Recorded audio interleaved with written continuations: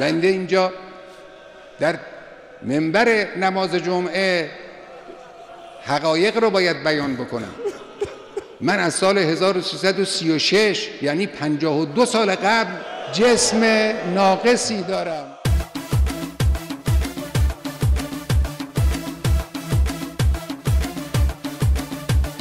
حالم بده، احوالم بده، امام و مقوایی دیدم، خودم و لگد مالی دیدم، خیلی بده.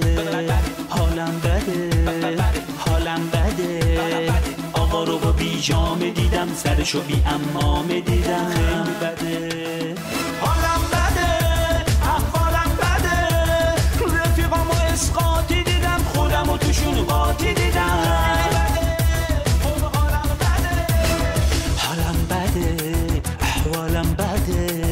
شاکی شدم دور این جلو عزما مثل راکی شدم. حالم بده، احوالم بده، من که گیت شدم تو مجلس نظام مثل عبید شدم. حالم بده، احوالم بده، زایه شدم.